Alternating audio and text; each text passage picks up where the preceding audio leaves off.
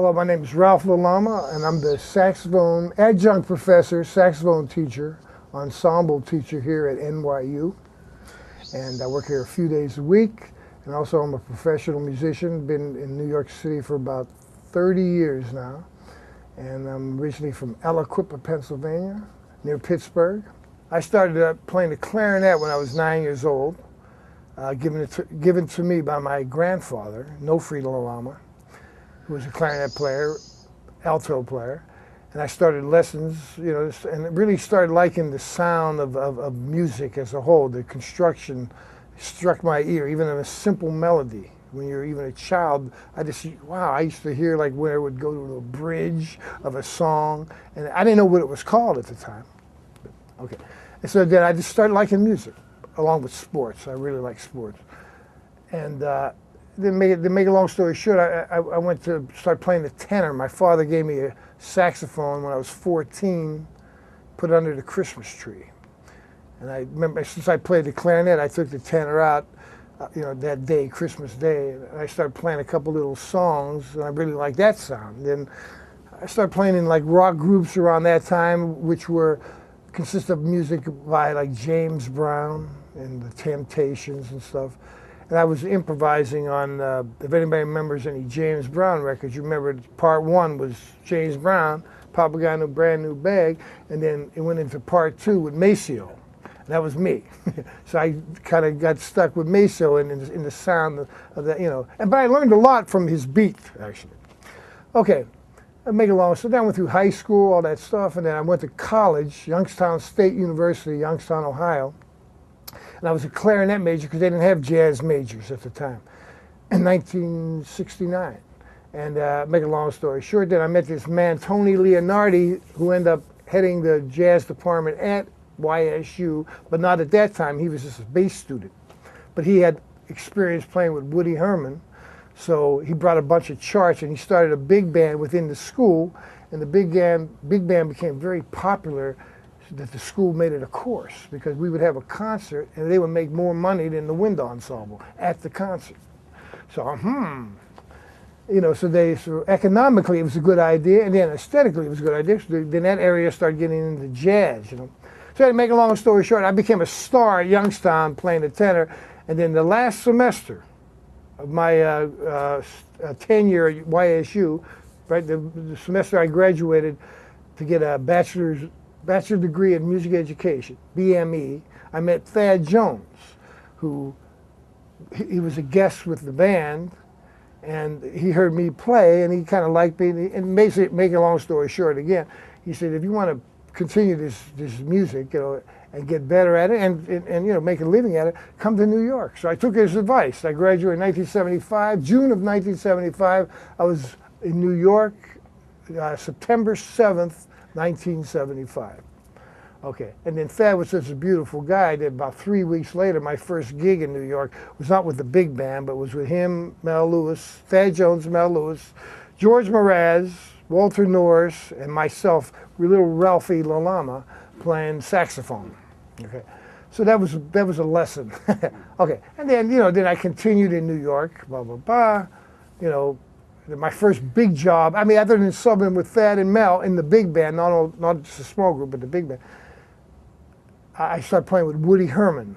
And I lasted there. That's where I met Lovano. Joe Lovano was a friend of mine, and I play in his non-net at this present time. And so Woody Herman, I stayed there about 6 months. I came back to New York, started working more, nickel and diming it, trying to get blah, blah, blah, play a little bit, learn more about music. And then I got with Buddy Rich. I got a 1976, 1977 Woody. 1980, joined Buddy Rich to 81.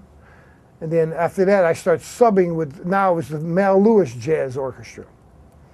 And I started subbing with them, and then I got the gig finally in 1983, and I've been at the Village Vanguard with the Mel Lewis Jazz Orchestra, now the Village Vanguard Jazz Orchestra, since 1983, and this is 2005. And a lot of stuff happened in between that too.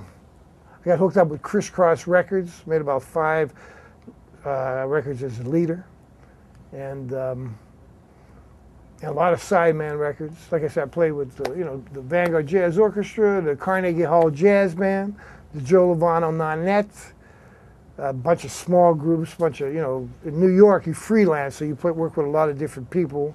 One might ask, how does one survive in New York playing jazz, And, well, one way to do it, you learn a lot of tunes, but one thing I would say, just even deeper than that, is you have to love it, because, there's a lot of ups and downs in any career. If you're a lawyer, you don't start off, making, 500 grand a year. You start at the bottom and you work yourself up, usually, That's the same with this. So you have to really love it to keep it going, to keep moving, to want to practice, to want to, meet people, to want to function, And then also, as far as practically speaking, like I always taught, I'm deeper into teaching through the university here, but even prior to that, I taught like kids in their homes just to make a couple extra bucks. I played gigs I really didn't want to play, not that I hated them, but because I wanted to play just to keep myself in shape.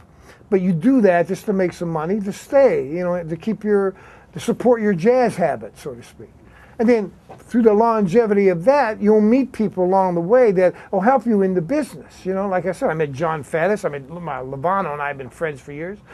David Schroeder, I got the job here, blah, blah, blah. So the longevity of it, a lot of people make this mistake. Well, I'm going to go to New York. If I don't make it in 5 years, I'm going to leave. For one, make what? I don't know what that means. Make what? My making it was just getting better, and then obviously making a living. You have to make a living to eat and pay the rent. And so the point of it is that you have to love it enough to keep it going, and also get better at your craft. You have to get better at your craft too, because this is New York City, which there's a lot of great musicians here, a lot of great everything here. Has the best of, that's why they call it New York. Has the best and the worst. But we'll talk about the positive. But let me start with Woody Herman. Woody Herman, ensemble playing wise and jazz playing. Woody Herman was high school. Buddy Rich was college. Thad Jones and Mel Lewis was the real thing. Okay? I'm not belittling Buddy or Woody, believe me. That's just the degree of how it worked out for me. I thought that was I just stepped up every time one was a little more difficult than the other as far as technically, and mainly technically, and keep it and more chop. Well, that is technically more chop, but even aesthetically, because you get deeper into it in the sense of like you learn more about harmony. The more experience you have, you learn all the elements of music: harmony, rhythm, and what else is there? Melody, harmony, and rhythm. Right. Well, Woody was just the idea of concentration, being able to focus on that level every night, no matter what went down. If you had a bus trip for 8 hours, a plane trip for 5 hours, or a bus trip for 5 minutes, you have to focus the same to keep the level of the band up and yourself up, and not to get fired. And Buddy Rich was the same thing, but it was even more work because Buddy was a little more famous than Woody, as far as he was more of a TV star. Like at the time, Johnny Carson made him very famous. And his music was harder technically, not aesthetically, but technically. So now you had more focus on harder music that you have to keep up every night. And believe me, with Buddy, you definitely have to keep it up every night because he would let you know. Okay. Now Mel and Thad wouldn't even think about having you unless you had that experience. You know what I mean? That's what I mean. Mel and Thad and Mel were the real life. Not putting down the high school and college, not belittling that at all. That's not. I'm just trying to put it in a certain scenario of you could see the steps. Buddy Rich was a master because of his technique. He was in most incredible. I talked to Art Blakey, Max Roach, Mel Lewis, A.T., Arthur Taylor, and the younger guys, Lewis Nash, anybody, Philly Joe Jones, anybody could play drums. Kenny Washington. They all say this, that he had the most incredible technique of any drum. He was a freak. Not to be negative, it's not a negative term. A freak in the positive way, okay? And that's why I thought, and then Mel Lewis was the total antithesis. He was not sloppy, but he had his own technique, but his thing was really swinging and playing with a band and getting under the band to speak, rather than getting on top of the band and just like go over. He got under the band and made it funkier, and made it swing. And then the way he played with soloists, we play this tune called Little Pixie. It's every we play a melody. Every saxophone player takes a solo. when Mel would play with us, no matter, start with Levano. He played differently under Levano. Billy Drews played differently under Billy Drews. Oates, different. Me, different. Smolian, different. Because he could say, oh man, this is my band, you play with me. No, he didn't say that. He had enough compassion and listening, back to listening again, to make you sound good. You know, so that's why he was incredible to me, you know, because of his compassion and just trying to make you swing, have a ball. It's a ball. Ensemble playing, very important. Everybody got to feel the beat, you know. You have, and obviously you have to play your instrument very well. So you have to play in tune. You have to listen. It's like good acting. If you ever hear actors talk about what is one of the most important things about acting is listening to the line before you. Listen to the other actor to feed off of. Same with ensemble playing in music. You have to listen. Your ears have to engulf the rhythm section in jazz, and also the other, if you have other horn players, which you do in a big band or an ensemble octet and on that, you have to listen to your other players and really zone in on them so you could play. It's the way I try to explain. It's like an organ. You know, you hear somebody play shoo, boo, boo, boo, boo on the organ. Everything is balanced, you know, because for whatever reason, as far as technically on the organ, it sounds like one thing rather than 5 different notes. Same when you're playing the saxophone, saxophone section. You play the saxophone, you got to sound like one thing rather than 5 different guys, you know. And 5 different guys can have 5 different sounds. But when you're playing together and listening, it sounds like one sound. And that takes a lot of experience too, you know. And intonation, which means private study too. You know, private, when you're practicing, you got to get the notes in tune and then tune it up with other people, you know, which is listening to them. Well, one thing, I think that everybody should have a hero or heroes. In other words, you should have, especially when you're first starting out, you got to have somebody you admire and even plagiarize. There's no law in jazz that says you can't plagiarize. When you're flattering somebody, the first thing is imitation.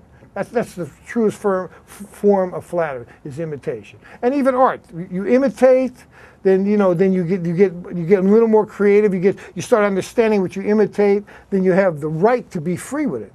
Then after even more years, you get to be free with it. See? So I think the first part is definitely imitation, and especially in the jazz thing. Nothing that the end result is that you want to sound like Bird or Coltrane, but you want to learn from them, and you want to explore what they have to say because they're the masters of this music. How could you learn how to talk unless you heard English language? How could you learn the English language unless you heard somebody speak it? Duh. So how do you learn jazz unless you learn from a master who speaks it well, you know? And then that doesn't mean you have to like somebody, but you will like somebody, you want to be attracted to the music. So go for what you like. You know, if you like John Coltrane, you go. If you like Hank Mobley, you go with him, you know? And because that's what turns you on, you know? And respect yourself enough to understand what they did. It's like walking down the street. You see this, you have the money. You see a suit that you like. I'm going to look great in this suit, man. Wow, that's me. Why do you buy it? Because you respect yourself enough to make yourself feel good in it and look good in it. And why do you buy it again? Because you respect yourself and love yourself. So you're hearing some great lick, like say, why don't you respect yourself enough to learn it? So you could have it there, and then that's just the beginning. The imitation's the beginning. Then you, like I say, once you repeat it 1,000 times, then you get it in your ear, in your system. Then you start taking chances with it, getting creative with it, and then you become yourself with it. But on a higher level than not doing that, because you invaded a master's territory. Musical ideas, and I hold long tones I'm a saxophone player because sound is very important. Because the thing about jazz is that you should have a personal sound. You know, should have a personal sound because that's what separates you from him, you know. And people want you because of your sound, you know. If everybody sounds the same, which does happen sometimes, I don't even know who I'm listening to. If I listen to Sonny Rollins and John Coltrane, I know the difference. Johnny Griffin, Hank Mobley, I know the difference, you know. Stanley Turrentine and Ornette Coleman, even though Ornette plays out, I know the difference. Why? Personality, sound, you know. So I hold long tones, practice technique, yes. Learn songs, go to the piano, practice, learn harmony on the piano, learn harmony on the saxophone, you know. And then when I start doing records, I start writing too, originals, you know. But when you're playing jazz, you're spontaneously writing. You're spontaneous composition. So all these elements of music, like the harmony, the melody, and the rhythm, you got to, I don't care if you're writing or not, you are writing when you're playing. It's being spontaneous in this sound. So you got to have it all together, you know. The more you have together, you know, the better it is. The more fun it is. Well, learn harmony, yeah. That's the best way to learn. I mean, even on a guitar, if you play good, that's right. It's harmony, the function of harmony. Because jazz, that's what you're doing. Even if you're playing one chord, a song, there's so many things you could do, superimpose over that. So even though the one chord is being played with one ostinato bass line, you could go thousands of places, you know.